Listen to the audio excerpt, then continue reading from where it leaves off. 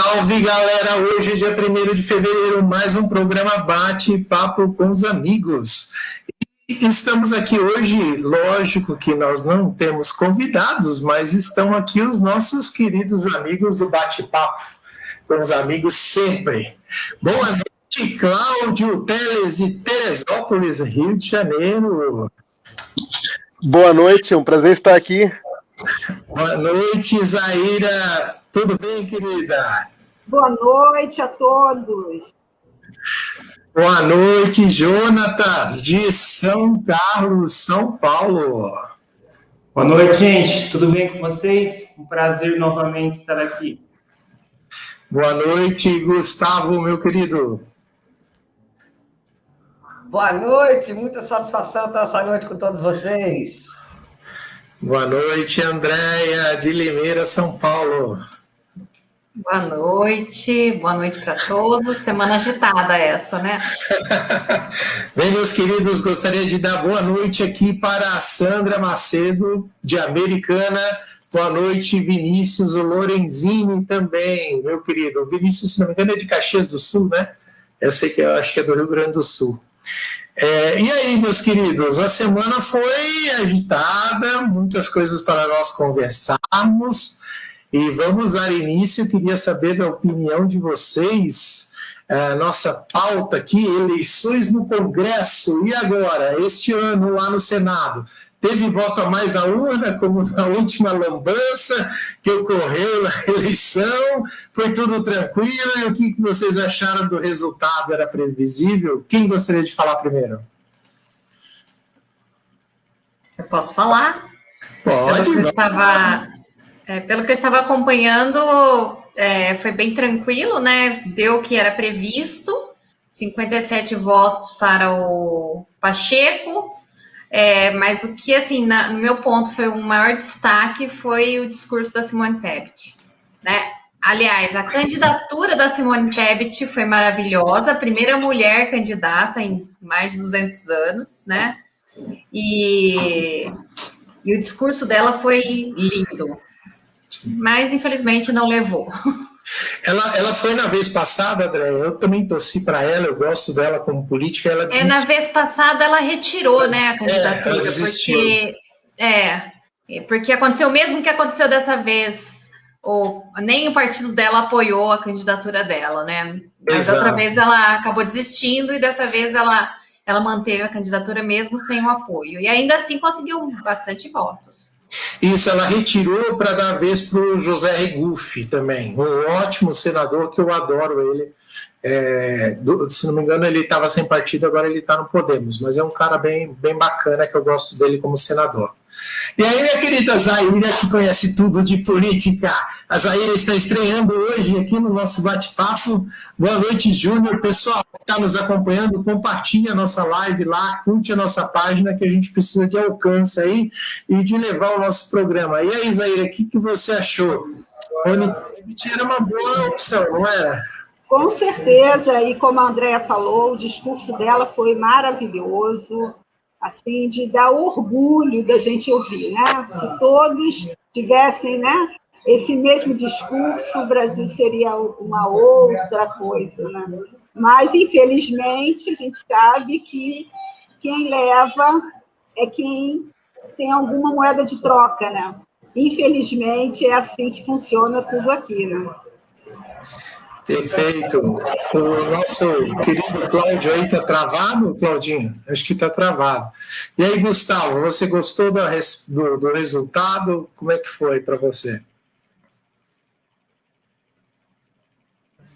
Já era esperado, né, Alexandre?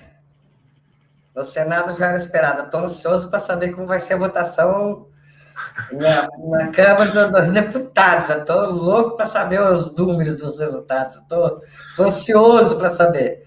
Alguém está acompanhando? Cadê o Joel, que cola sempre no Google? Cadê o Joel para colar? Alguém está colando aí? Daqui a pouco. Ô, Gustavo, por que a tua voz está estranha desse jeito aí? Ou é só para mim que a voz tua está estranha? A minha voz? Parece que ele engoliu o gazélio. Acha? Sério? A tua voz parece um pato Donald.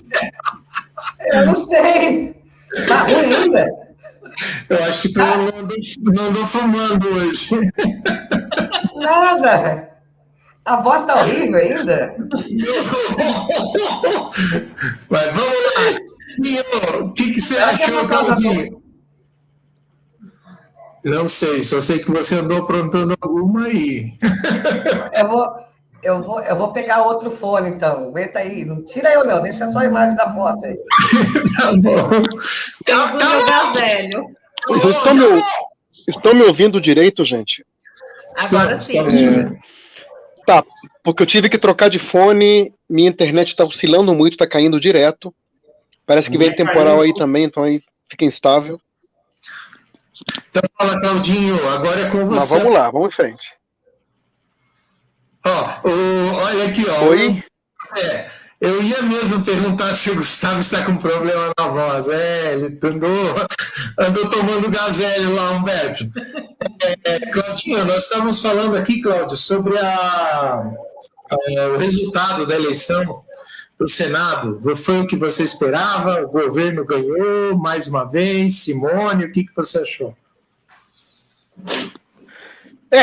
Foi o que eu esperava, de fato, né? Isso, na verdade, creio que já era o previsto, né? Já era o que estava se antecipando. E pela maneira como as coisas vêm sendo conduzidas nos últimos meses, né? Eu realmente não esperava um resultado diferente, infelizmente. E Jonatas, e aí, meu querido, como é que está São Carlos e o que você achou da nossa eleição aí para o Senado? Tudo em ordem, São Carlos. Boa noite novamente, gente.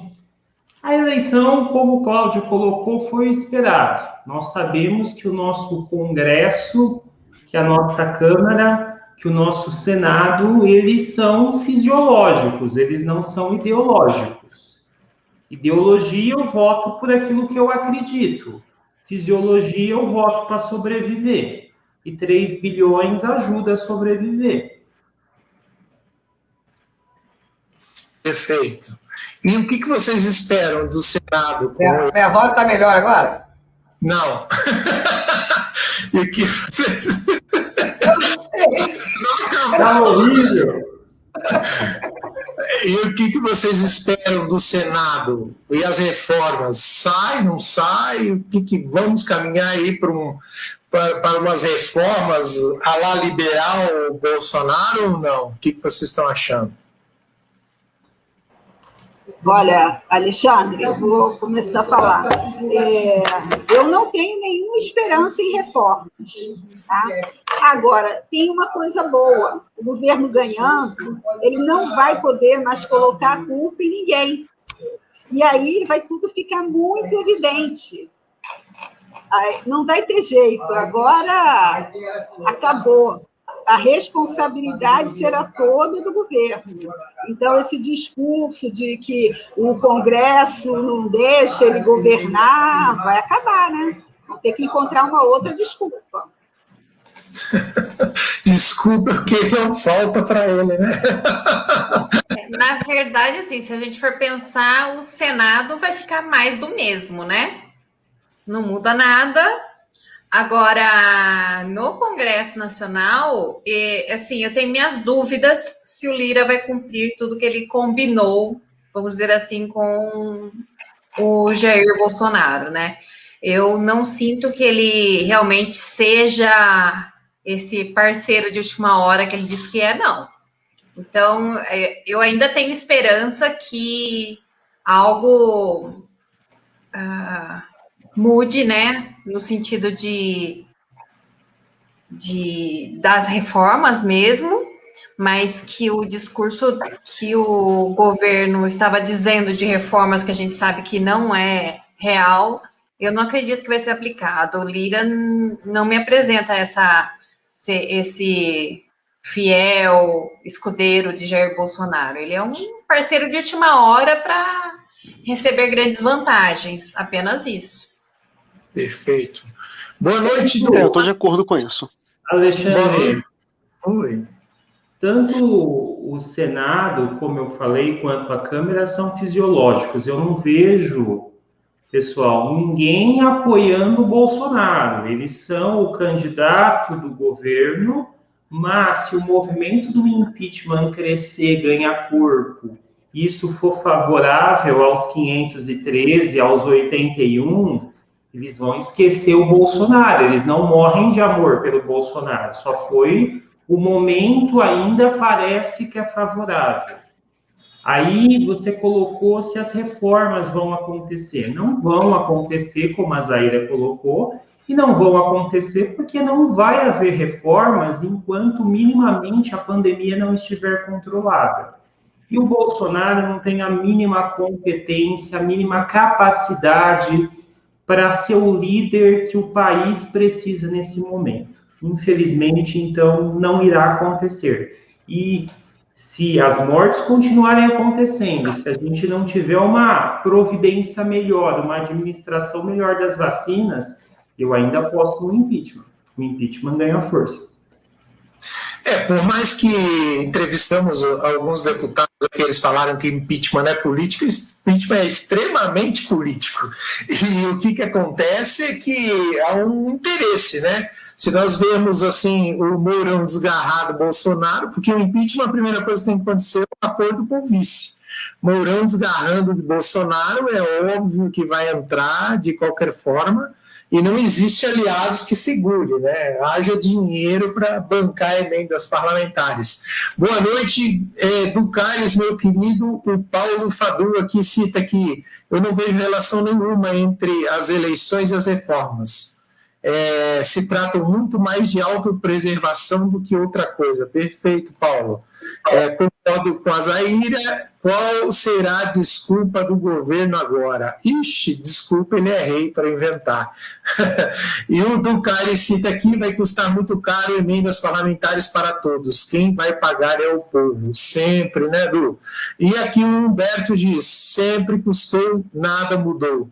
Só o dia em que mudarmos a qualidade do nosso Congresso. Esse é um ponto, Humberto, bem bacana para nós reforçarmos, porque o brasileiro ele vota muito no executivo, né? Ele não presta atenção nos senadores e nos deputados federais que ele coloca lá. E é óbvio que se manter sempre o mesmo a velha política, nós vamos ter sempre os mesmos resultados, né? Agora, em 2022, teremos eleições para deputado federal e para senador. O senador será uma vaga só, né? Em 2018 foram 2 vagas, 2022 será uma vaga, o que não vai mudar muito a relação se nós colocarmos um governador, um senador novo, mas nós temos que fazer aí essa diferença. E como é que vocês enxergam, por exemplo, o que vai ser da economia nesses próximos meses, porque depende do Senado, né? Todas as reformas e passar. Vai ser aos economistas aí, Cláudio, Jonathan, Zaira, Andréa, vai ser inflação na veia e juros altos?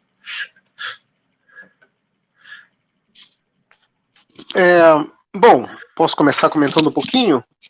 Pode, querido. Eu considero o seguinte, gente, que nenhum país é uma ilha, tá? Nem Cuba é uma ilha. No sentido de que não faz sentido pensar em termos de autonomia e autossuficiência no mundo de hoje. Já não faz sentido pensar nisso há muitas décadas, para falar a verdade. E o Brasil vem adotando uma conduta nas suas relações internacionais, né, de ir na contramão de tudo quanto é sentido de avanço, de ciência, de tecnologia, de problemas globais e assim por diante. Com o resultado da eleição nos Estados Unidos, né, o Brasil vai enfrentar uma forte oposição e, obviamente, isso repercutirá, né, no processo de recuperação da economia brasileira. Além disso, o Brasil está se tornando mais do que um pária, né, uma ameaça global, porque pela incompetência na gestão dessa crise do coronavírus, né, pela incompetência nessa gestão, a probabilidade de que uma cepa resistente a vacinas ou uma nova variante do vírus ou alguma outra coisa ainda pior que possa surgir no Brasil é muito alta, né? Então o Brasil, neste momento, é um país de alto risco sanitário para a comunidade internacional. E o que se faz com um país desses? Se isola, se bloqueia, né? Dificulta as relações comerciais, dificulta as relações econômicas e vai ser o que a gente vai enfrentar daqui para frente. Isso é foi um resultado consciente da eleição do Bolsonaro. Diga. Tem um grupo aí de especialistas que estão dizendo que a partir do segundo semestre desse ano nós teremos um novo boom das commodities. O boom do minério de ferro e outras coisas mais. E isso ajudaria muito o Brasil. E se isso acontecer, provavelmente muda até o cenário político, né? O que me deixa um pouco preocupada, a gente estava esperando isso, na verdade. Estávamos esperando, com o fim da pandemia, uma forte pressão de demanda por commodities. Isso é justamente o que quem trabalha nesse setor de commodities espera. Mas a gente está vendo um fenômeno interessante, assim, uma coisa que eu estou vendo no meu dia a dia. Clientes europeus preferem comprar soja argentina em vez da soja brasileira. Para quê? Para não sofrer boicote dos seus consumidores na Europa. Já que a soja brasileira está associada à má gestão ambiental. E assim por diante. Então, mesmo havendo um boom de commodities, o Brasil não pode pensar que é o celeiro do mundo, porque não é.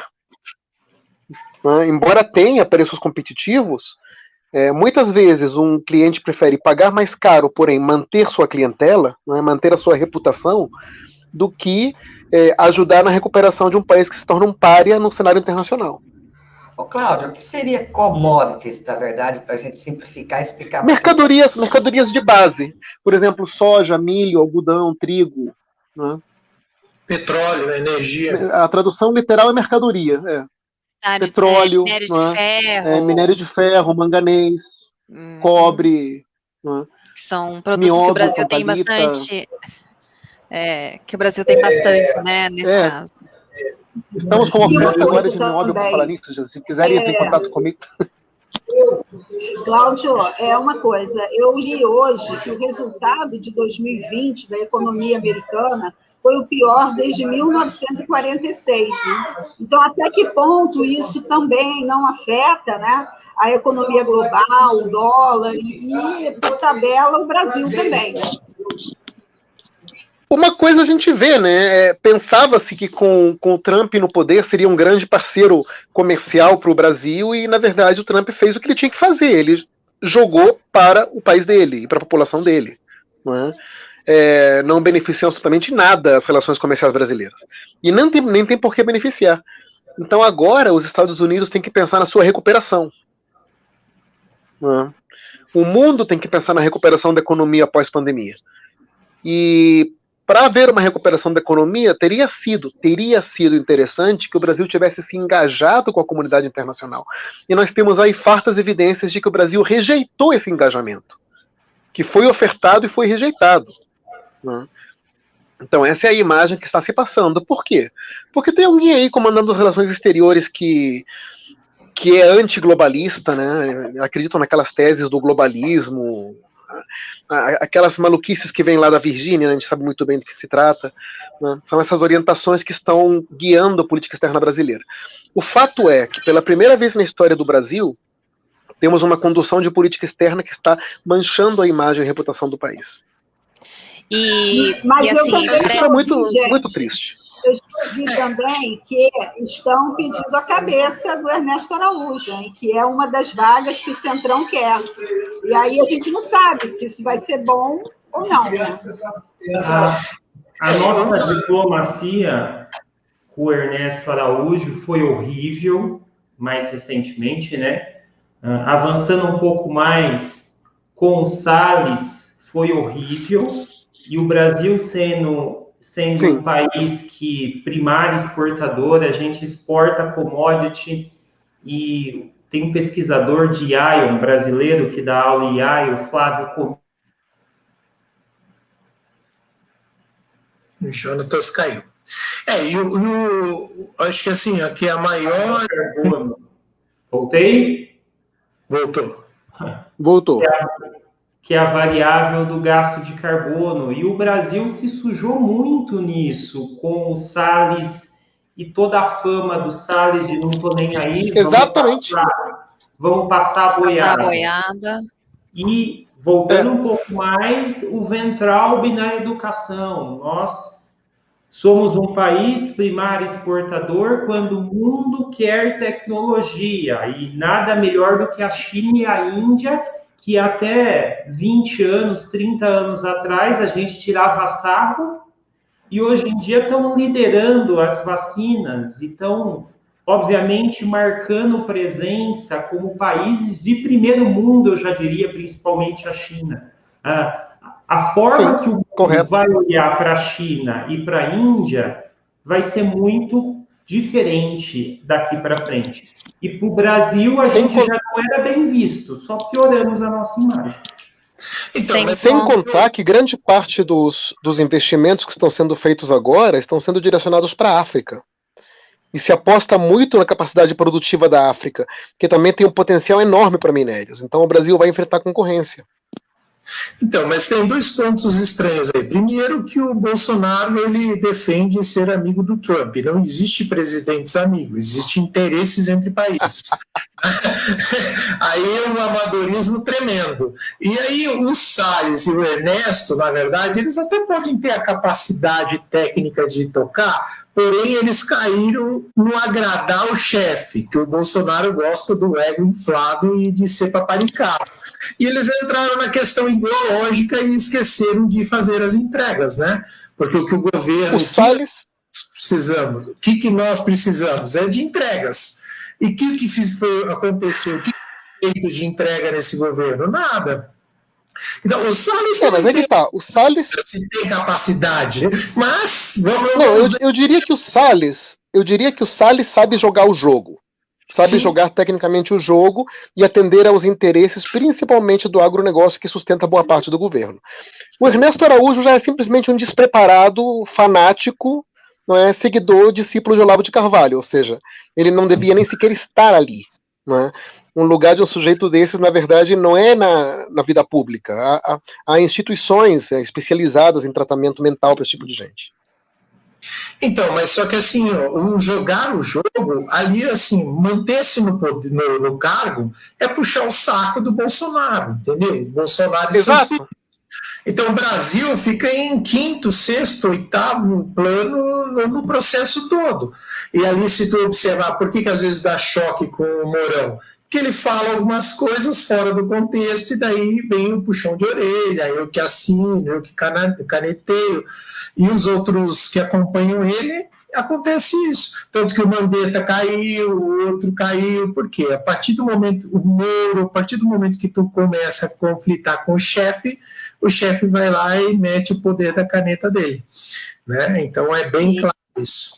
E eu vejo que nessa recuperação econômica nós temos um outro agravante, que é a nossa vacinação. Porque agora parece que caiu a ficha que a nossa economia ainda roda muito dependendo de pessoas. E sem a vacinação, com a vacinação lenta, né? A gente vai demorar mais para recuperar. Então, enquanto o restante do mundo já estiver mais recuperado, a gente ainda vai estar numa fase de recuperação. Então, ao mesmo tempo que eu tinha ficado feliz com a história das commodities, que poderia, né, ser Fiquei preocupada, porque poderia ser um novo Lula, né? Porque poderia ter um novo impulsionamento aí do Bolsonaro como um Lula, mas ao mesmo tempo eu estava na esperança de ter uma certa recuperação. Mas com a nossa vacinação muito atrasada, a gente percebe que ainda assim a gente vai ter dificuldade. Então, a questão da vacina é incompetência gerencial, porque nós temos o SUS vacinando há anos. A logística da vacina no Brasil, ela acontece perfeitamente todos os anos com a vacina da gripe. Então, nós não estamos vacinando não porque nós não sabemos vacinar, mas porque o governo foi incompetente. É porque não tem vacina. Só por causa disso, tivesse. Foi o único presidente do globo ou de um governador que vacinou primeiro e ele não estava. Mas, gente, olha só, na realidade, eram 6 milhões de doses, mais 8 milhões de doses. Em 2 semanas, a gente só vacinou 2 milhões e pouco, quando a gente tem capacidade de, no mínimo, por dia, vacinar 1 milhão de pessoas. Então, sabe, a gente já vacinou 80 milhões de pessoas em 3 meses. Então, como é que pode uma coisa dessa? Não é só falta de vacina. Ontem coloquei no Facebook, nós vamos demorar 8 anos e 4 meses para vacinar nesse ritmo. Então, mas aí é que ele tocou um louco, apostou na cloroquina errado, né? Não correu atrás e entrou na guerra política com o Dória, né? Porque ele não apostou em nenhuma vacina, não foi só. O problema é assim, se ele criticasse a vacina Dória-China, mas tivesse buscado outra vacina, ele não buscou nenhuma outra vacina, ele ficou sentado e deixa acontecer, vamos levar o povo para... Eu não sei, aí que tá, eu não sei se ele não acreditou que fosse uma doença efetivamente perigosa, eu acredito que seja maldade mesmo, porque é impossível um líder nacional não saber o que estava acontecendo no mundo e que o mundo já estava vendo que a cloroquina não ia adiantar absolutamente nada, né? E ele continuou insistindo. É aí que as pessoas não entendem, né? Poxa, se começou lá em novembro na China, depois veio para a Europa, a Itália morreu, Inglaterra, aí ele entrou no joguinho do Trump, negando. Boris também entrou. A partir do momento em que o Boris bateu na porta do inferno, ele, opa, esse negócio aí pega mesmo, vai precisar de ar. Tanto que o Reino Unido, extremamente liberal, 3 lockdowns que eles deram. Entendeu? E aí você fica defendendo o liberalismo, eu sou liberal, tudo aberto, e o Reino Unido fez o contrário e fechou o país. E, na verdade, ele apostou, Exatamente. nem apostar, ele sabe apostar, né?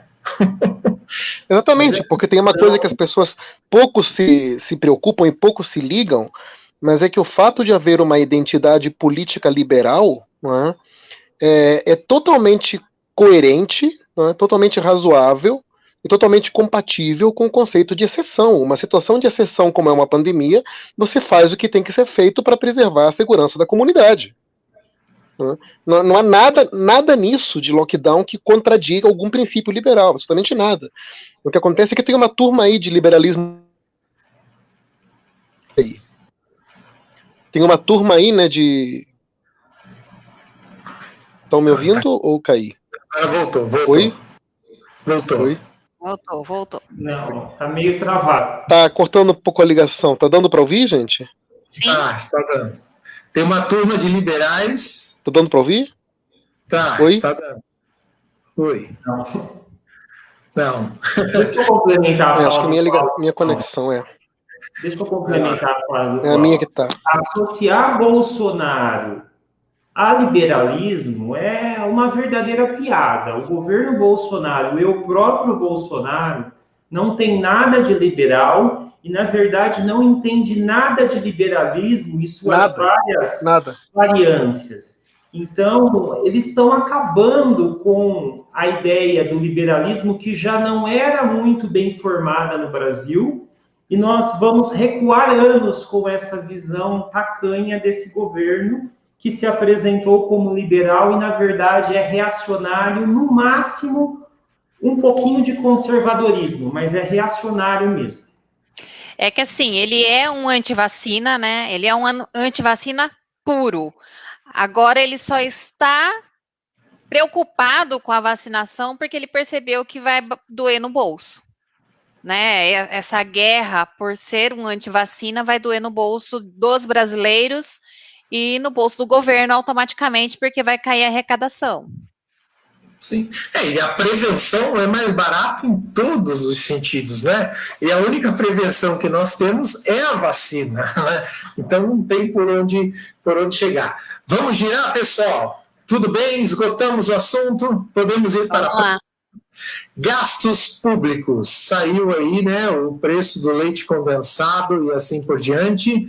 Um ponto que eu gostaria de falar para vocês e questioná-los, nós temos hoje no Brasil, as nossas Forças Armadas, 30 minutos de munição em caso de guerra. Para que a gente precisa de tanto leite condensado? Nós vamos começar a jogar leite condensado nas pessoas e chicletes ou não? O que vocês acham? O que eu acho sobre isso é o seguinte, O problema, o que tem que se prestar atenção não é a quantidade de leite condensado ou a quantidade de dinheiro gasto com isso, e sim as empresas que fizeram o fornecimento. E o valor unitário, também tem que olhar o valor unitário.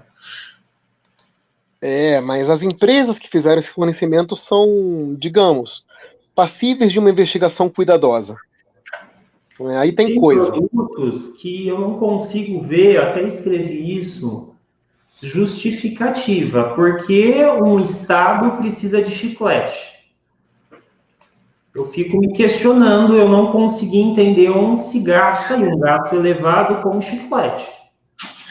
A segunda argumentação do nosso paraquedista Bolsonaro é para equalizar a pressão dos paraquedistas no voo, ou se não, quando está caminhando, limpar os dentes em vez de escovar os dentes. Cara, desculpa. Porque se o paraquedas não abrir, pode fazer uma bola de chiclete, né? Mas assim, o que eu analiso primeiro, né? A quantidade é o preço unitário, quanto custou cada brincadeira. Segundo, qual é a prioridade nesse movimento todo? Porque até onde eu sei, eles estavam dispensando, principalmente as cidades que tinham tiro de guerra, eles estavam dispensando os soldados, não é os quartéis, mas os tiros de guerra. Aqui em São Paulo, não sei se o Brasil inteiro tem tiro de guerra, aqui em São Paulo chama-se tiro de guerra. Eles dispensavam a moçada justamente para reduzir os custos de alimentação e assim por diante. E aí, pessoal? Eu tenho uma coisa para falar de curiosidade sobre isso, tá? O meu pai, ele trabalhava dentro de repartições do Exército, ele tinha comércio lá dentro. E eu era pequena, e isso eu não esqueço até hoje, que ele falava o seguinte: quando chegava o final do ano, eles ficavam desesperados, querendo gastar o dinheiro, porque senão no ano seguinte a verba seria reduzida. E aí era nota fria, um monte de coisa que surgia para poder, né, gastar todo o dinheiro. E eu acredito que isso seja uma prática que acontece até hoje. Então, vamos botar qualquer coisa aí.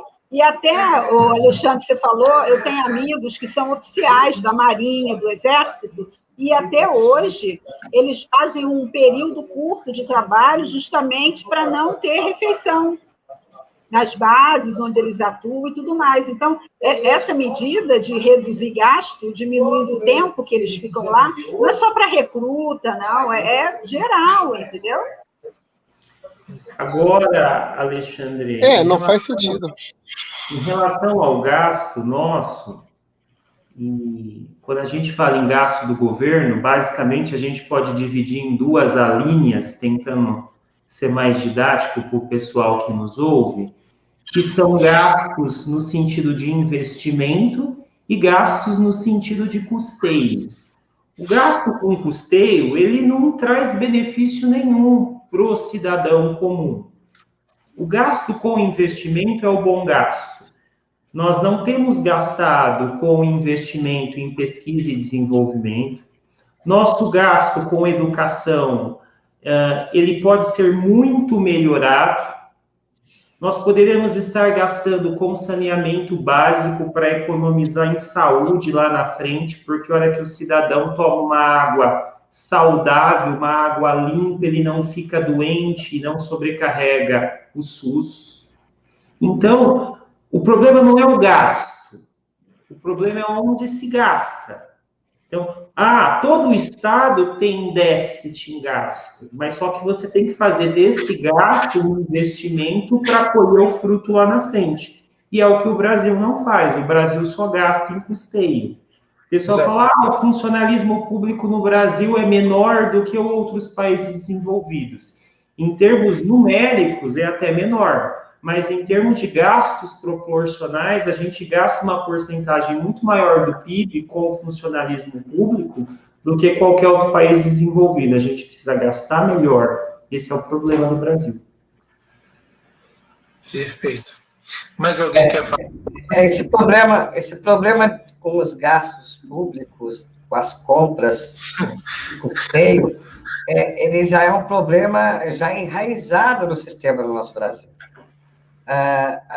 vir à tona a compra do leite condensado, chiclete e tudo mais, só trouxe, no meu entender, que a gente possa discutir mais a respeito e cobrar os nossos políticos mais responsabilidade com o nosso dinheiro.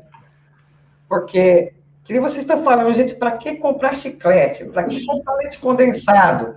Né? Independente da justificativa que eles vão nos dar, não são utensílios básicos de alimentação para nenhum setor. A compra e os valores que foram divulgados, logicamente, que não é do Planalto. Vou deixar bem claro para quem está nos assistindo. O gasto não é do presidente Bolsonaro, não. É o gasto de todo o sistema de compras do país inteiro. Então, foi gasto para o país inteiro os valores que foram divulgados.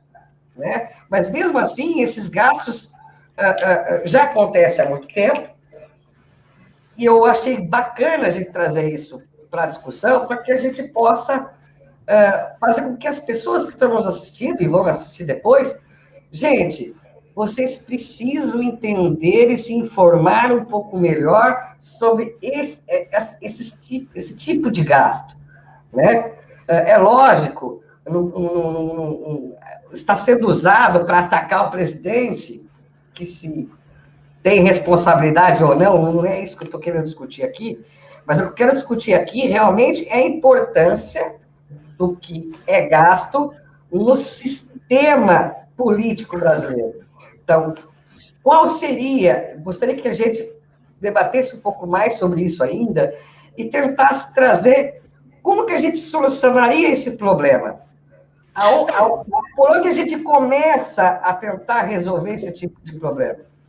Com educação. Mas, Gustavo, tem que ser usado para atacar não só o presidente Bolsonaro, mas qualquer presidente que faz essas aberrações, entendeu? E não é assim, a mídia divulgou porque quer pegar o Bolsonaro. Eu mesmo fiz posts em 2017 que a Dilma saiu lá não sei se ela estava na Inglaterra, onde ela estava, ela pousou em Portugal só para jantar e tomou garrafa de vinho de 20 mil reais, 3 garrafas de vinho. Como que eu soube? Foi através da mídia. Foi o mesmo processo em 2016, foi uma licitação do Exército, com caixas e caixas de vinho, champanhe e uísque, que a licitação passou e foi aprovada para uma festa das Forças Armadas. Então, assim, Mas isso, eu quero dizer o seguinte, o que eu quis dizer, a gente não dá muita importância. Isso só veio à tona por causa do ataque ao presidente. Não, isso é desculpa de Bolsonaro. Como que a gente soube que o STF pediu lagosta? Pela imprensa. Não é o Gustavo, não é o Bolsonaro, Gustavo. Todo mundo foi falado. Esquece, eu não estou entendendo, Gustavo. Eu não estou querendo trazer a discussão para o ataque do Bolsonaro. Eu estou querendo trazer a discussão para o problema. Entendeu? Não é importante a gente atacar o Bolsonaro. É sim. Deixa eu falar. Você só há uma diferença, gente. Eu quero resolver. Desculpem, gente, mas há uma diferença enorme com relação a esse problema nos governos anteriores e esse mesmo problema neste governo. A diferença é que nos governos anteriores não se fizeram gastos exorbitantes com supérfluos em plena pandemia. E essa diferença faz toda a diferença. Torrar dinheiro dos pagadores de impostos numa situação onde o sistema de saúde está precário, onde falta oxigênio em hospitais, não é? Torrar dinheiro com lagosta, com vinho, com chiclete, em um momento em que se precisam vacinas, esse é o problema que diferencia situação deste governo dos governos anteriores. Era justamente isso que eu ia falar. E você disse que o país está quebrado. Aí eu concordo plenamente. E você disse que o país está quebrado. Entendeu? São 3 problemas aí. O primeiro, que eu acho que é o que o Gustavo está querendo bater, é que nós não contestamos os gastos do governo, e não esse gasto específico, a gente não contesta aonde o governo gasta nosso dinheiro. E aí a minha sugestão seria, nós precisaríamos ter disciplinas lá no ensino médio, mostrando a divisão dos 3 poderes, mostrando como funciona o Congresso, os assessores que eles têm, como entrar no portal da transparência e verificar o seu governador, o seu prefeito, verificar a corja toda. E aí a gente levar a público essa discussão. Outra coisa é o que o Cláudio colocou, o time do gasto. Não é do momento desse gasto, é uma questão de bom senso. Se você está apertado na sua casa, você para de pedir pizza no final de semana. É o óbvio isso. Então, o timing foi errado desse governo, precisamos questionar o gasto e, a partir disso, precisamos de uma educação que ensine as pessoas a questionar o gasto, porque a maioria dos cidadãos, eu vou dizer a quase totalidade, não tem ideia de como funcionam os 3 poderes, como funciona a máquina pública, da onde vem o dinheiro que eles gastam e tudo mais. A gente precisa ensinar para depois poder cobrar.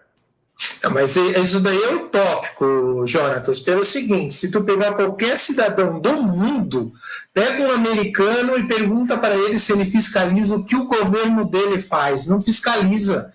Pega um francês, pergunta o que o governo dele não fiscaliza, Jonatas. Por quê? Porque são pessoas que estão lá pelo bom senso e sabem o que pode e o que não pode gastar. E se gastam errado, tiram do bolso para ressarcir o governo porque tem lei. Entendeu? Agora, é impossível, por exemplo, no Brasil, que nós temos aí os portais de transparência que não funcionam, nós temos aí aquele pessoal, tem várias instituições que fazem a fiscalização dos gastos públicos privadas, já que são os observatórios sociais, tá? Então, assim, precisaria em um país decente ter isso? Não. Precisaria eu, cidadão, cobrar um político para não cobrar chicletes e leite condensado? Não precisaria, entendeu? Mas é que o Brasil... Então, peraí, então tem um erro no político brasileiro. Não, tem que ser cobrado mesmo. Peraí, meu amigo, por que você tomou leite condensado aqui? Por que você comprou chicletes? Agora, o que o Humberto falou aqui, ó, Gustavo, o presidente teria que ter tido responsabilidade de pelo menos dizer: acho que devemos investigar os gastos e tentar diminuir, do que enfiar lá. Ele mandou enfiar. Mas olha, eu digo mais nesse caso, por experiência própria, tá? Quando você está gerindo um negócio, e um país é um negócio, e você tem o presidente que devia ser o gestor, ele não tem que fazer isso todo dia, mas eventualmente tem que pedir os relatórios, quero saber. Pede do Ministério, o que vocês estão gastando? Vamos olhar, mas ele prefere andar de jet ski, né? Passear de moto, então realmente, né? Não dá tempo de fazer isso, né? Não, Zaira, ele pede para o Moro o relatório da Polícia Federal para saber se o filho dele está sendo investigado. Aí ele se preocupa, entendeu? É isso. Só deixar bem claro, eu não sou bolsominion, não sou a favor do Bolsonaro, e realmente, tá? A postura de um presidente, quando aconteceu isso, a postura foi completamente...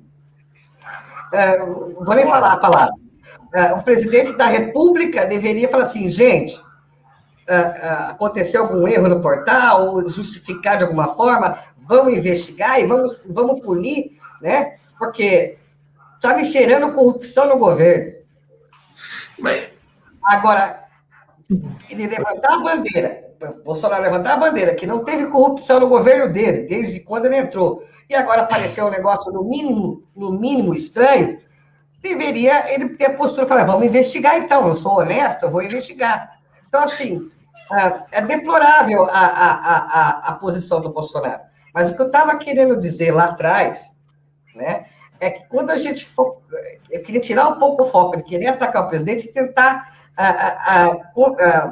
fazer com que o Jonas acabou entendendo. Encontrar uma melhor solução para como que a gente pode começar a plantar alguma semente para que isso não volte a acontecer daqui a alguns anos, né? só queria me defender André aqui. tem a solução. Você vai achar que eu sou bolsominion. Não, só um pouquinho, André. Não, nós não conseguimos fazer isso. É utópico, é isso que eu estou te falando. A única questão é votar em pessoas com maior consciência. Fora isso, não tem como a gente fazer. Trocamos todo o Congresso, renovamos e continua a mesma coisa, é institucionalizado. Não é só votar. Não é só votar em pessoas que tenham maior consciência. É estar o tempo todo cobrando, ou seja, uma democracia muito mais participativa do que apenas representativa. O brasileiro pensa que democracia é de 4 em 4 anos, vai lá e coloca seu voto, já cumpriu o papel. Já fiz agora a bola está com o político. Não é assim que a coisa funciona. Ou seja, aquela pessoa que foi eleita não é eleita para ser apenas um representante. É a pessoa que está lá exercendo um serviço público, não é, sendo pago com o dinheiro dos nossos impostos, e o cidadão tem o dever de vigiar e de cobrar o tempo todo. Só que o que acontece? Não adianta tu esperar uma mudança de Bolsonaro. É o mesmo cara que encobriu o filho na rachadinha, é o mesmo cara que disse tá morrendo gente em Itaí. É o mesmo cara que diz eu não sou coisa, a seringa tá cara. É o mesmo cara que mandou enfiar a lata do leite, entendeu? Não tem como esperar uma posição diferente. Para mim, ele falou o que ele sempre está falando. Ou é a imprensa, ou é a esquerda, ou é establish, ou é sei lá o quê, ou é cada hora uma coisa, entendeu? E essa questão de enfiar a lata do leite já mostra a influência do Olavo de Carvalho sobre esse governo, que tem essa fixação anal, né?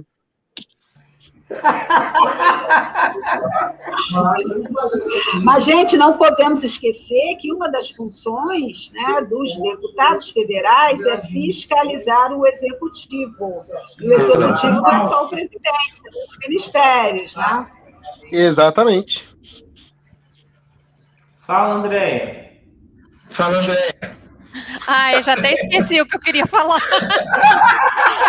Mas vamos lá, algumas coisas. Pô, a voz melhorou, Andréia. A minha voz voltou normal, gente? Voltei o negócio aqui. Não, Vamos tá como pato ainda? Tá. Ô, Gustavo, respeita a minha vez, por favor. Primeiro ponto. Respondendo ao que o Jonathan falou da questão de cidadania no ensino médio, eu comentei no programa passado com a Adriana Baltazar que isso já está previsto na BNCC.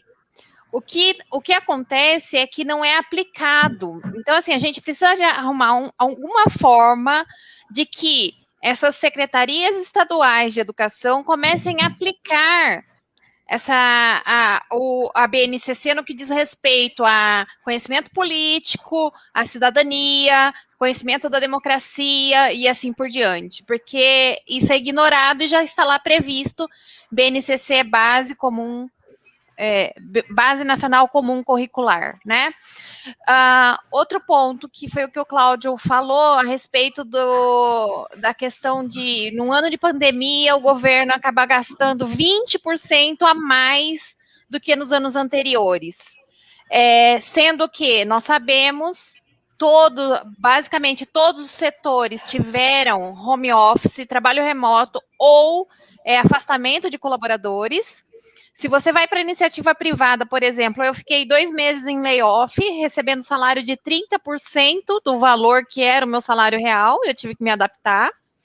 E nisso nós tivemos alguns, que eu acho que a gente tem que falar realmente, nós tivemos alguns deputados que apresentaram projetos de lei para redução de salários e redução de despesas.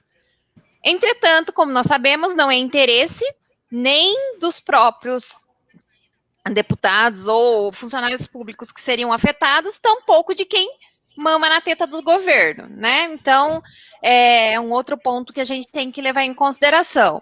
E sim, a gente tem que cobrar.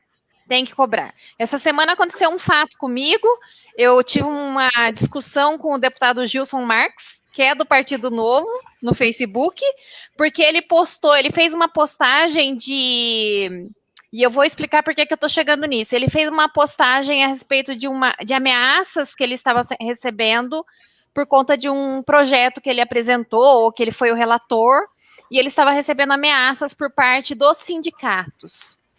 E aí, em um dos trechos, ele fala assim: olha, eu não recebi agradecimentos de ninguém por eu ter feito isso, mas ameaças eu tenho recebido. E aí foi aonde eu comentei com ele: olha, eu concordo com quase tudo que você falou, mas o fato de agradecimento por você ter feito o mínimo necessário não é o correto. Você só cumpriu o seu dever. Obrigação, Você recebe muito bem para isso. Aí vem um monte de gente em cima de mim, falando assim que, mas a gente tem que reconhecer o bom trabalho. Eu falei assim, sim, quando o trabalho excede as expectativas, sim, nós temos que agradecer e reconhecer. Mas quando está fazendo o mínimo necessário, não, é dever deles, eles são empregados nossos. É essa consciência que a gente tem que ter. O pessoal fala assim, agradeço o deputado tal porque mandou emenda para a cidade. Agradece uma ova. Ele tá só devolvendo o dinheiro que é do próprio cidadão. Mas está institucionalizado isso, né? Faz parte, é aí que entra a educação de esse entendimento acontecer, porque nós temos uma estrutura que institucionalizou que o político é alguém que faz um favor para o cidadão. E aí a emenda que André acabou de colocar, os parlamentares compram votos para as próximas eleições com as emendas que eles destinam para cada cidade ou para cada programa em específico. Se a gente acabar com isso que é institucionalizado, fica difícil mudar. É como se a gente agradecesse o caixa eletrônico porque está dando o seu dinheiro, né? Então Uma coisa que... Adorei essa colocação, adorei esse exemplo, André.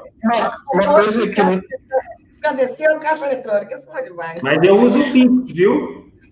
Uma coisa que nós temos que prestar atenção, André, quando a gente fala em cidadania, que cidadania é a prática dos direitos e deveres que um indivíduo tem perante o Estado, né? E aí eu fico me perguntando, quem é a pessoa capacitada para dar essa aula de cidadania? E outro aspecto, nós temos uma Constituição Federal que fala 76 vezes em direito e apenas 4 vezes em dever. Então, o direito é muito gostoso de ouvir. Eu tenho direito disso, eu tenho direito daquilo. Mas quem tem o dever? Essas 4 vezes. Então, assim, nós partimos de um princípio que eu acredito que nós temos que formar o bom senso antes da cidadania. Agora, o bom senso... Não, Alexandre. Mas, assim, falando uma questão mais tecnicista, nós teríamos sim professores capazes de trabalhar isso, porque nós temos os cursos de filosofia, os cursos de sociologia. Então, se eles fossem menos ideológicos e mais técnicos, sim, nós teríamos, tá? Então, assim, o problema é que, assim, eu digo que é como se fosse o rabo do elefante, né? Você puxa, assim, achando que é um barbante, a hora que você vê, você tira um elefante. Esse que é o nosso grande problema no Brasil. Tem uma frase que eu gosto muito de falar, que é a seguinte: quando a ideologia entra, a ciência se retira. Exatamente. Porque, assim, como eu atuo muito nas pautas e nas bandeiras de criança e adolescente, eu vejo, assim, o pessoal viaja, teoria fantástica, coisas maravilhosas, mas aí eu começo a pensar, cara, mas e aí? Por exemplo, uma citação agora, volta às aulas, que está a maior discussão, volta ou não volta? Aí, as argumentações para voltar à aula é porque a criança em casa está mais vulnerável, não tem alimentação, está propícia ali de ter algumas violações por parte das pessoas em casa e assim por diante. E aí eu começo a pensar assim, poxa, então a gente está jogando a sujeira para debaixo do tapete. Por quê? Porque se eu estou tirando a criança de casa para colocar na escola porque ela está sendo violentada em casa, eu não estou resolvendo o problema, porque o cara vai violentar ela à noite, final de semana, ela não vai ficar 24 horas por dia dentro da escola. Então, assim, no Brasil, a gente não senta para discutir e resolver efetivamente o problema. A gente busca, assim, vamos fazer isso porque tem isso, vamos fazer aquilo porque tem aquilo. mas a gente vamos voltar para a escola porque a criança não tem o que comer em casa. Peraí, vamos resolver a comida da criança em casa?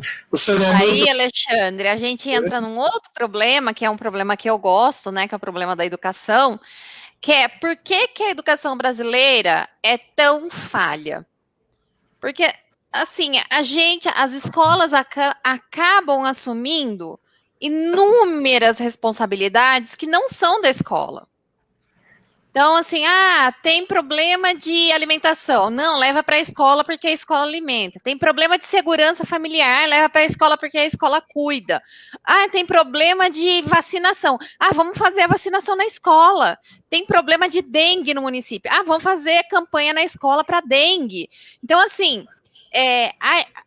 a escola tinha que fazer aquele mínimo necessário para atingir seus objetivos, que é o desenvolvimento das competências sociais e técnicas. Tudo esse outro amaranhado de coisas que aparece é só para desviar o foco da educação, porque existe interesse para que a nossa educação continue ruim. Existe muito interesse, né? Então O Fantástico ontem mostrou a grande desigualdade que é tacanha no Brasil e que basicamente, a cada 5 pessoas no Brasil estão na extrema pobreza. Mostrou ontem pessoas catando restos de comida no final da feira para se sustentar. Uma senhora que tinha um pedaço de frango, disse que comeu fazia 2 dias, e por que ela não come o frango? Porque tem um mês inteiro ainda. Como que alguém vai para a escola, uma criança, pensar em estudar, pensar em adquirir algum conhecimento, se ela só está pensando em sobreviver nesse momento? Então, a gente não consegue resolver um problema sem dar o básico para as pessoas. E o básico é ter dignidade para viver. Casa, saneamento básico que eu falei lá atrás, moradia digna, não pode cair água. Eu tive aluno que falava assim, o que aconteceu? A gente estava boiando um monte de rato, porque cada vez que chove é rato e barata na minha casa. E aí você fala assim... aí eu digo que a importância da estrutura familiar, não digo estrutura de pai, mãe, a família doriana, mas de mostrar para essas crianças, para esses jovens, que só a educação faz vencer, né? Porque a única forma é a forma que eu acredito, porque foi a forma que eu venci, né? Eu fui uma dessas crianças que não tinha o que comer em casa. Tive desnutrição quando pequena, por falta de alimentação. E, por sorte, tinha um diretor de escola muito gente fina, que ele fazia uma marmitinha e falava assim, leva para você comer à tarde na sua casa, porque senão não ia ter o que comer. Mas é exatamente esse ponto que eu quero chegar. Não podemos depender da sorte, porque alguns vão ter sorte, outros não. Mas eu digo assim, que aí que a gente precisa fazer com que todos percebam que a educação é importante para vencer. Porque se a gente falar assim, eu não vou estudar porque eu não tenho o que comer. Eu não vou estudar porque tenho que trabalhar. Eu não vou estudar porque... Então, assim, tem que partir dos pais. A gente tem que fazer alguma coisa para que esses pais saibam que é a educação que vai fazer essa molecada vencer. Eu vou pôr mais uma coisa, não é nem pai, é mãe, porque é mãe. Sim, não responsáveis. Não, nesse sentido, eu estava vendo, eu estou acompanhando BBB, e eu estava vendo 2 dos artistas, acho que era o Projota e o Nego Di conversando, e a conversa deles foi o seguinte, que quem tem pai na favela é ostentação você ter um pai. E você ter um pai que não é bêbado, nossa, você ganhou na loteria. Então, quando eu falo assim, pais, infelizmente, não são pais. Não, muitas vezes são as avós. Às vezes tentando... Bom, acabei de saber que meu filho não ganhou na loteria. Para sustentar. A sorte é quando esse filho ele tem um pouquinho mais de habilidade para jogar futebol e a gente aposta todas as fichas nesse moleque. Mas aí, Jonathan, nem mãe, muitas vezes é a avó, né? No meu caso, por exemplo. É muito complicado isso. Até o conceito de família, eu sempre brincava com as pessoas. Eu fui muito tempo de igreja, tá? Eu sou filho de pastor, hoje eu sou ateu, mas eu brincava assim com a expressão Deus é Pai. Eu brincava com a expressão Deus é Pai. Brincava em que sentido? Eu falei, olha que você fala que Deus é Pai e a pessoa tem uma conotação zero de pai. Pai é aquele que me abandonou, pai é aquele que não liga para mim, pai é aquele que não paga a pensão, pai é aquele que não me dá amor, não me dá afeto. Se Deus é Pai, eu não quero Deus. Mas, gente, eu tenho uma coisa ainda... Errado não está. Mas complementa tudo isso. André falou sobre a questão, né, de valorizar a educação. Só que essa educação que a gente tem hoje, ela não produz efeitos. E aí, como é que alguém vai valorizar algo que você não vê os resultados, né? Então, acaba que a coisa é tão... ela está tão enraizada, né? Essa vontade de dar aquele... eu já ouvi muitas vezes alguém dizer assim, para quem tá bom, sabe? Como se educação de excelência não devesse existir para qualquer pessoa. Porque eles dizem, não, mas para quem tá bom, vamos passando ele de ano, ele vai, né, vai seguindo, não se alfabetiza direito, não sabe fazer conta e vai seguindo. Aí, como valorizar a educação desse jeito? Não tem como, né? Eu vou dar um exemplo pessoal. Há alguns anos, quando meu cunhado era mais novo, né, ele começou a mostrar interesse por matemática e sempre que eu vinha para cá nos finais de semana, né, a gente trocava umas ideias, eu ensinava algumas coisas diferentes para ele, ajudava com as coisas da escola. Né. Uma vez estávamos eu, ele, minha esposa e minha sogra no carro da minha sogra, e perguntei como é que ele foi na prova. Parece que ele tirou 8 na prova de matemática. Né. Aí eu falei assim, não, puxa, legal, boa nota, mas por que não tirou 10? Ele não teve tempo de me responder, porque minha sogra já cortou de cara e falou assim, se conseguiu passar já tá bom. Esse é o exemplo que ele tem da própria mãe. Ô, Cláudia, aí é que eu digo uma outra coisa, que algumas vezes eu tenho discussões em mídias sociais, que é a questão da mediocridade. A gente é acostumado com o mínimo, quando a gente exige o máximo, mas você é carrasco, você não tem compaixão. Não, a gente tem que buscar a excelência. Por que não tirou 10? Deveria ter tirado. Agora, não, tirou o mínimo, tá bom. Não tá bom. 8 tava ótimo, mas tipo, ela não se importou nem sequer com 8 ser uma nota boa. Contanto que fosse acima do 5, já estava valendo. Essa mentalidade é geral. Continuando isso é um problema sério. A gente vê isso nas faculdades. Diga, Alexandre. Continuando nesse aspecto de educação, pessoal, algo que me preocupou esses dias, estava vendo no Rio de Janeiro. No Rio de Janeiro morreu aproximadamente 100 médicos de Covid.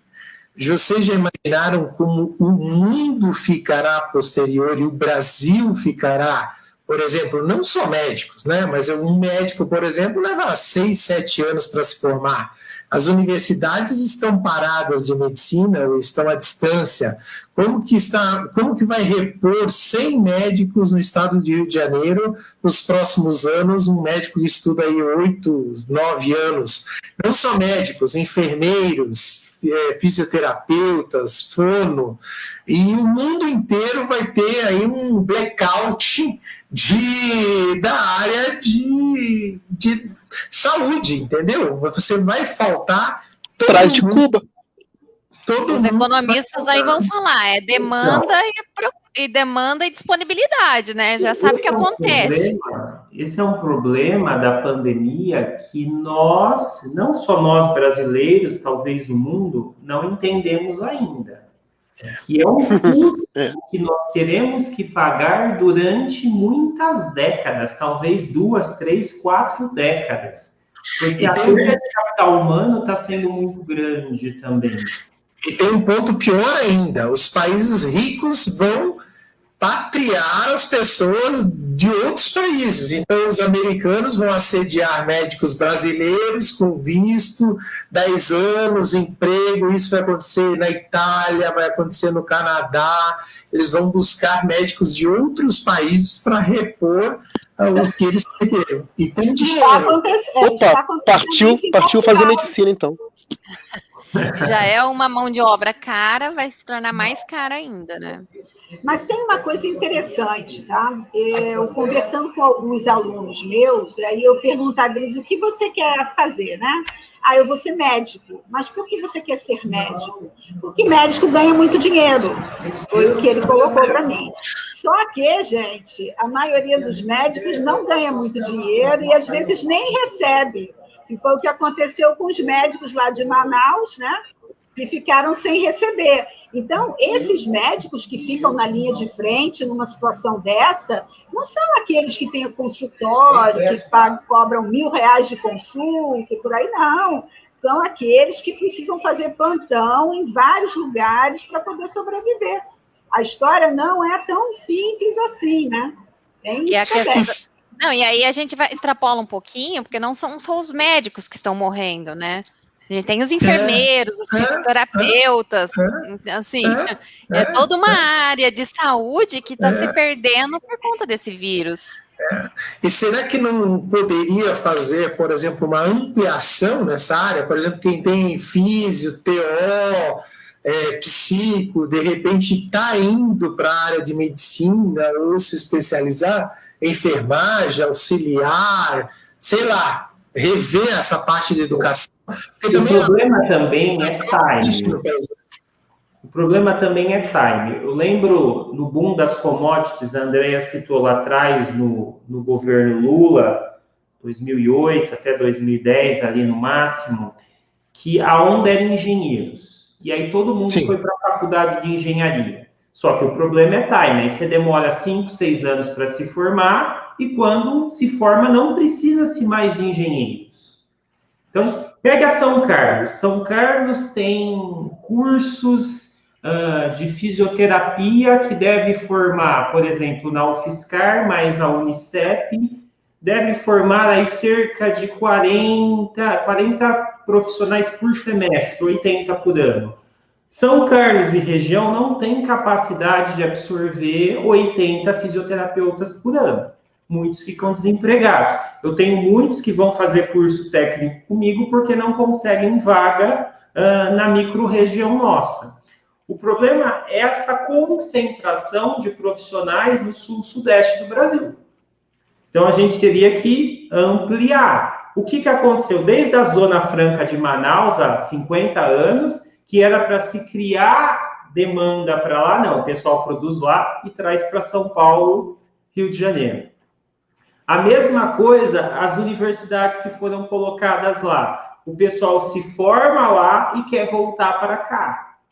Então, ou o Brasil pense em toda a sua estrutura para atrair as pessoas, que elas fiquem nas cidades, ou nós vamos ter esse problema. E você ainda tem uma reserva de mercado, né? Por exemplo, podóloga não pode usar nenhum anestésico injetável. Optometrista não pode fazer consulta porque tem lá ato médico, a lei de ato médico. Então, você cria reservas de mercado e aí também outros não conseguem ir além do que eles estão dentro da universidade. Por exemplo, em época de guerra, como é que tu formava médico? Era no campo de batalha, meu amigo. O cara tomou um tiro, arrancava o braço e já vinha como médico. Tudo bem. Tudo bem, mas acontece que aí uma situação extremamente excepcional, emergencial, não é onde até se pode justificar. Agora, em século XXI, nós temos um conhecimento científico extremamente sofisticado para a formação de um bom médico. E se não tem uma coisa tipo ato médico, daqui a pouco tem gente com terapia de cristais, né, com reiki, com homeopatia. Homeopatia já... Olha só, gente, tem médico homeopata. Homeopatia é água. É água. Ela não tem nada além de água. Homeopatia não funciona, é lenta, é mentira. E é autorizado. Mas, e é autorizado. Né? Imagina se abrir a porteira, né, para deixar essa boiada passar, como diria o Salles. O que vai ter de pseudocientista se passando por médico? Aí Gente, também não dá. Vou só mudar um pouquinho de assunto aqui. O Vinícius colocou um comentário, porque começaram os discursos na Câmara, né? E ele está falando que o discurso do Frota está bem bacana, meio que uma lavada de alma. Agora eu estou vendo ele aqui, eu estou assistindo a TV ao lado, e parece que está mesmo. Um país que tem Alexandre Frota como lavando a alma não é sério. Falando do Frota e pegando ele como exemplo, nós temos muito um preconceito contra quem exerceu alguma profissão que a gente não considera digna e achar que aquela pessoa não serve para nada. O Frota, obviamente, que nunca seria o meu voto e está indo melhor do que eu imaginei. Não está morrendo de Bolsonaro. Então, sabe que outro dia eu ouvi alguém falando que o Frota estava mais liberal do que todos os deputados do Novo juntos. Eu estou mais no Frota que o Manhattan. Não, Jonatas, o que eu analiso é assim, ó. Primeiro, eu só voto em pessoa que tem algum histórico.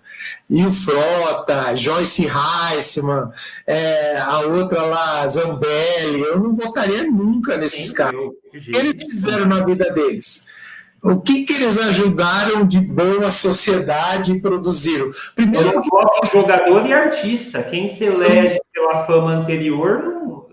Aqui em São Carlos, a Malvin Maggi tentou se eleger, medalhista olímpica, para quem não conhece, do salto em distância, uma puta atleta, mas de política ela não entende nada. Sim. Vou votar na Malvin? Não vou. O que acontece? Ainda bem que não foi eleita. O que acontece com o povo brasileiro é que ele gosta de barraqueiro, de gente que bate boca e sai dando tiro para tudo quanto é lado. Assim foi o Bolsonaro eleito, assim foi Joyce Heisman, que era o Bolsonaro de saia, assim foi Carla Zambelli, que ora estava no FEME, ora não no FEME, ora era conservadora. Então, assim, Alexandre Frota. Então, é a bancada das redes sociais. E no Novo teve um monte também de bancada das redes sociais. Cara que só fez o nome nas redes sociais, entendeu? Então, assim, são questões que a gente tem que aguentar. Estão me congelou tudo.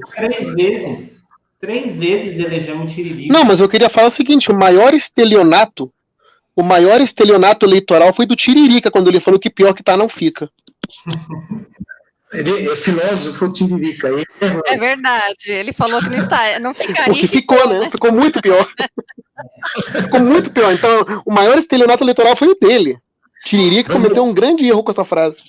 Nós perdemos uma década que não tivemos crescimento econômico nenhum e vamos perder mais 5 anos agora com a pandemia para estabilizar.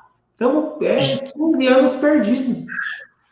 Pessoal, quarta-feira a gente tem aqui o Marral, tá? Que ele é coordenador de educação, mestre em educação e diretor de ensino fundamental aqui em Araraquara, Fábio Marral. Vamos girar aqui, tem a parte de impeachment. E aí, impeachment sai ou não sai? Eu acho que o impeachment... O pessoal fica falando assim, não tem força para derrubar o presidente. Primeiro que impeachment é um processo meramente político. Se fosse um processo técnico, quem julgava era juiz e não político, tá? Os nossos deputados convidados das últimas lives falaram que não, é conversinha de deputado, eles são treinados para isso. É um processo político. Agora, o que a história nos mostra... Clinton, recentemente o Trump, o Crivella no Rio, independentemente de você ser deposto ou não, nenhum desses caras se reelegeram. Então, mais importante do que tirar Bolsonaro é fazê-lo não ganhar novamente em 2022. Por isso eu acho importante um processo de impeachment seja iniciado sim, mesmo que ele saia. Saíra?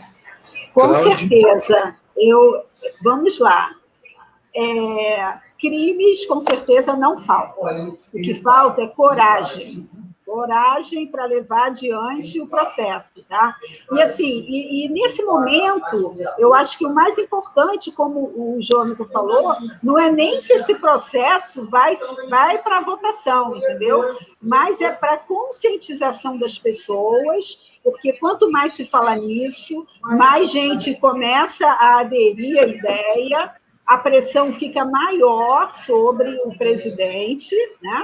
Porque um processo de impeachment, vejam o da Dilma, quanto tempo demorou até que o Eduardo Cunha resolvesse aceitar o pedido, né? Quantas vezes a gente foi para a rua, né, pedindo isso? Então, agora a gente tem o problema da pandemia, e que também acho que a vacinação está muito lenta, tudo foi muito lento, porque não há interesse que o povo se sinta seguro para ir à rua, né?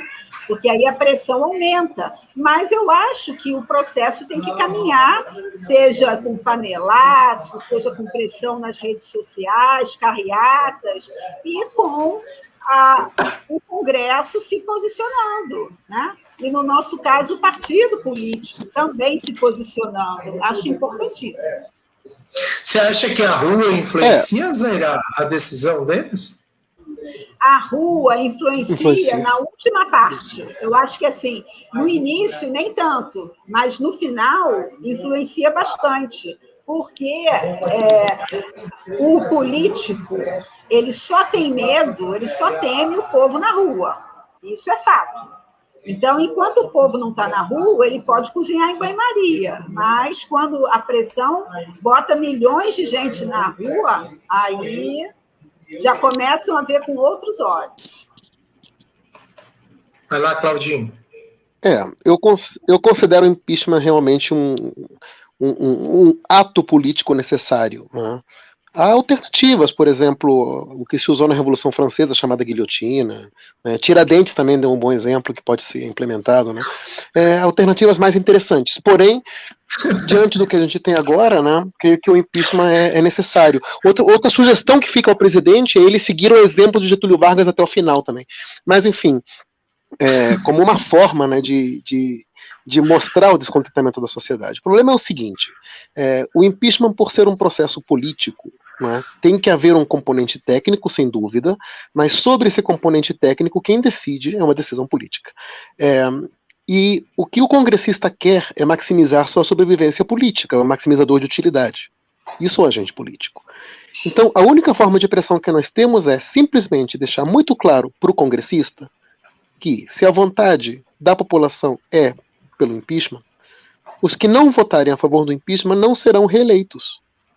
Ou seja, fazer pressão não diretamente contra o presidente, mas diretamente contra os congressistas, deixando claro que a população não quer garantir sobrevivência política a congressistas que não respeitam a vontade da população. Mas é que aí está meio dividido, né, Cláudio? Ainda tem muita gente ainda com Bolsonaro no país, né? E vocês sentiram essa mudança dos partidos?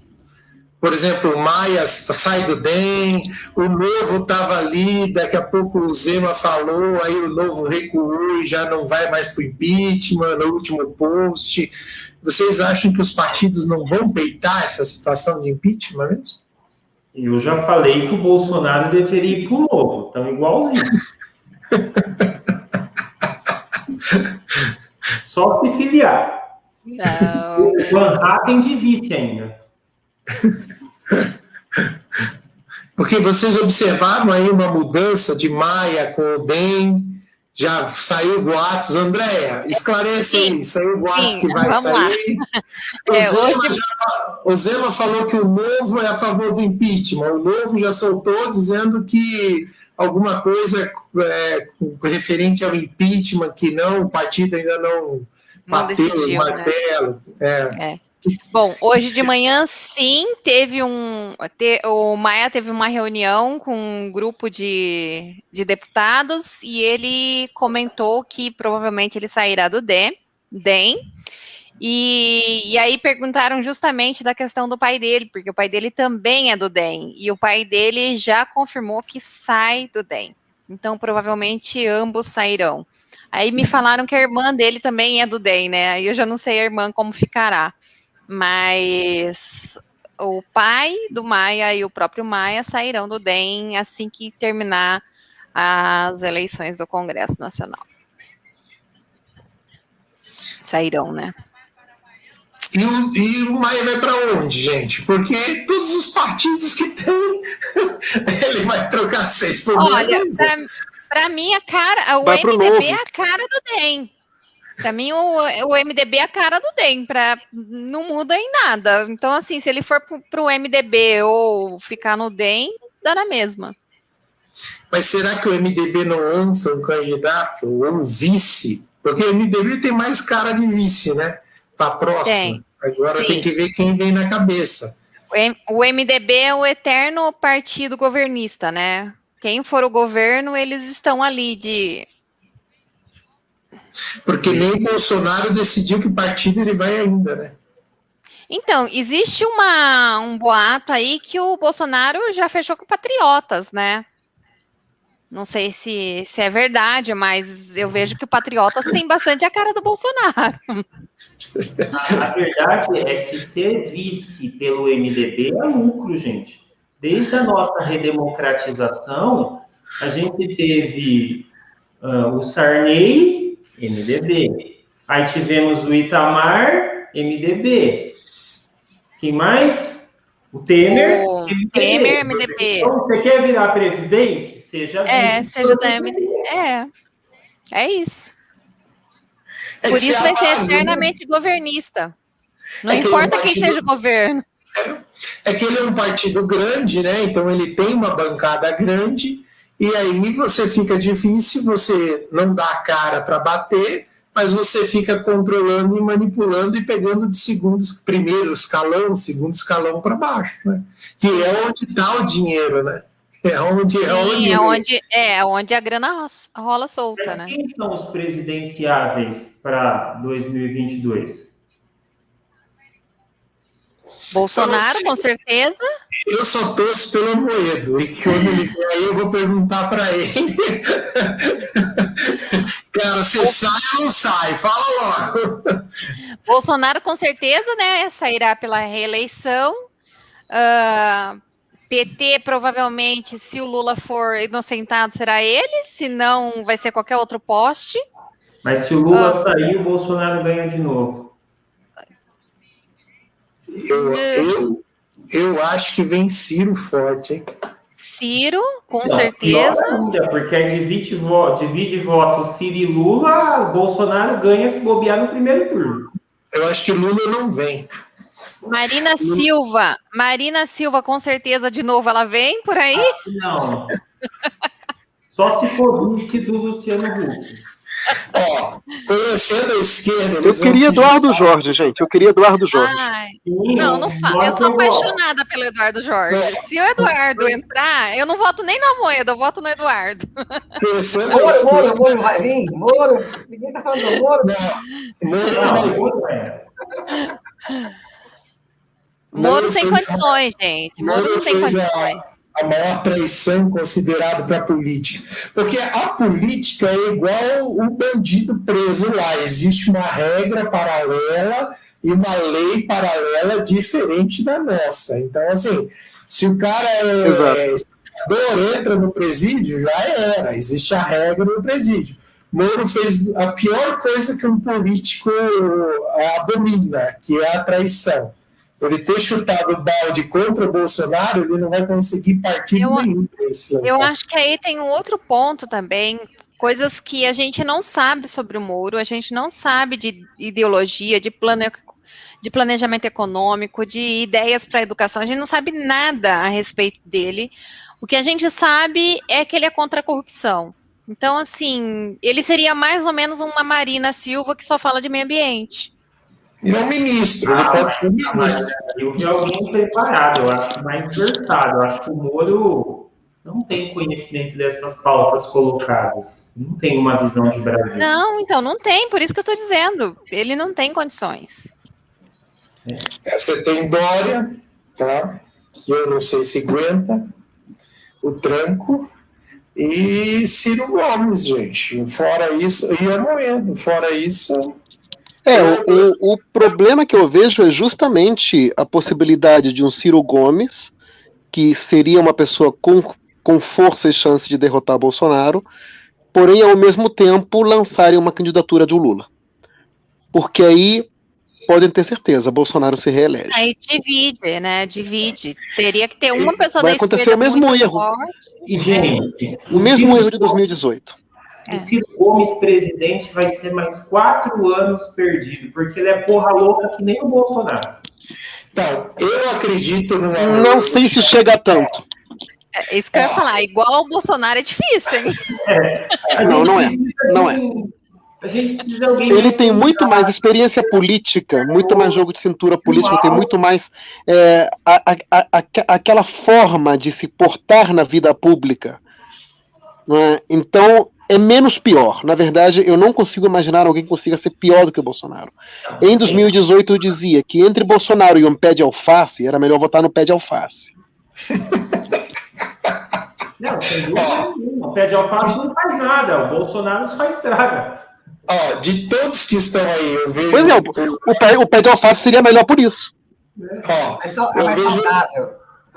Eu vejo o Amoedo com vical político, que já é uma boa, então eu vejo ele indo para os debates, coisa que ele não teve em 2018 a chance de chegar em outras camadas, tá? E eu vejo um cara que vai unir tanto o lado A quanto o lado B, ele vai vir com outro discurso, vai pegar as viúvas de Bolsonaro e vai apresentar algo diferente, coisa que o Ciro... Por mais que venha um Ciro Paz Amor, na primeira lambada ele vai sair dando tiro e passar carreta e escavadeira em cima de todo mundo. E o que vocês acham do Boulos com o PSOL, hein? Porque nessas últimas eleições municipais o PSOL deu soltou as asinhas aí, não? Mas é muito estranho, hein? Eu acho que não chega, hein? É muito estranho, hein? O Boulos poderia abandonar o pessoal e ser o candidato do PT. Tem grande chance. Seria um cavalo de pau muito grande as pessoas votarem no PSOL, gente. Aí não vai. Ele indo para o PT e tendo o apoio do próprio Ciro, o Ciro sendo vice, ou ele sendo vice do Ciro, se eles conseguissem, assim, essa dobradinha aí, se os egos... da esquerda, né? A esquerda ganhava a eleição com Ciro e Boulos. O Ciro Boulos no PT. Eu digo porque a gente está vendo, se a gente pensar assim, mundialmente, um sopro da esquerda voltando, né? Você vê o que aconteceu nos Estados Unidos, na Argentina, em outros países aqui da América Latina. Então, aquela extrema direita que teve chance, né, uns 4 anos atrás, agora está perdendo todo esse ímpeto que teve ali atrás. Olha, até gostei do Ciro com o Boulos, viu? O Boulos, daqui a 8 anos, ele fica maduro para ser um presidente. Se ele aguentar ser vice... Fica maduro foi um trocadilho. 8 anos ele vai ter. Fica maduro, boa. O Lula aprendeu, eu acho que ele pode aprender. Bem, vamos lá, pessoal. 1h e 28 minutos, vamos nos despedir. Passa muito rápido o bate-papo com vocês. Lembrando todos que a gente tem agora programa segunda-feira e quarta-feira. Então, dia 3 de fevereiro, Fábio Marraio, ele é coordenador de educação, é mestre em educação e coordenador aqui do ensino, diretor do ensino fundamental aqui em Araraquara. Nós tivemos uma alteração devido à pandemia, Araraquara iria começar as aulas e teve uma mudança porque aqui os casos bombou, explodiu. Então é até bacana a gente já conversar com ele sobre...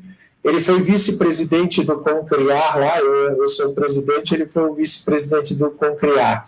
É uma pessoa bem bacana, conhece muito sobre educação e tenho certeza que todos vocês vão gostar. Tá bom, pessoal? Querida Zaira, faça aí a sua despedida, Andréia, Cláudio, Jonatas. Gente, obrigada pelo convite, adorei participar, obrigada a todos que assistiram e até a próxima. Vai lá, Andréia. Bom, mais uma vez, obrigada, né, por estar aqui. Foi muito bacana, me diverti bastante. Não achei que a gente tivesse tanto assunto para falar, mas tem. E até quarta-feira, que é um assunto que eu amo sobre educação, né? Perfeito. Vai lá, Jonatas. Mais um programa, gente. Muito obrigado. É sempre um prazer estar aqui. E sempre tem assunto, viu, Andréia? A gente fica aqui horas e horas conversando e concordando em algumas coisas e divergindo em outras. Isso que é legal que os nossos políticos deveriam fazer, mas eles só conseguem brigar, infelizmente. Beijo a todos. Vai lá, Claudio. Bom, Alexandre, obrigado mais uma vez, né? Obrigado a todos pela oportunidade de estar aqui. Quinta-feira, né, Zaira, temos encontro marcado com o pessoal para a nossa terceira aula do curso de liberalismo, não é? Vamos continuar aí com esse curso também. E com relação aos temas que foram discutidos aqui, perspectivas para o Brasil, gente, o recado que eu tenho a dar para todo mundo é o seguinte: relaxem, porque nada está sob controle. Perfeito. Gu, você quer fazer uma homenagem para o nosso querido Kiko? Fala aí. Rapaz, eu não estou conseguindo. Eu vou soltar a tela aqui. Vamos ver se vai aqui, pessoal, que eu estou meio atrapalhado aqui. Vai lá, Gustavo. Bom, primeiramente, queria agradecer a participação de todos, da Andréia, da Zaira, do Cláudio, do Jonas, nosso eterno polêmico aqui. Muito obrigado por estar com a gente. Alexandre, muito obrigado pela oportunidade. Eu queria dedicar hoje o programa a um amigo, né, que, infelizmente, no último sábado, acabou falecendo de Covid, né? É o Chico Conceição, de Campinas. Ele foi candidato a vereador em 2020 pelo Partido Novo, e ele faleceu no último sábado de Covid, e eu gostaria de dedicar esse programa para ele hoje, e a Andréia nos ajudou com um pequeno vídeo, que eu quero colocar posteriormente, mas eu queria dizer uma frase, antes do Alexandre apertar o play, que foi uma frase que a Andréia acabou encontrando, que é uma frase de impacto que ele mesmo disse durante a campanha dele. Eu queria eternizar essa frase, porque essa frase eu acho que tem tudo a ver com o programa, tem tudo a ver com a gente, com todos nós aqui. Não duvide de nossa força. A história da humanidade já mostrou inúmeras vezes que um grupo consciente um grupo de pessoas consciente e comprometida pode mudar o mundo. Taca a play aí.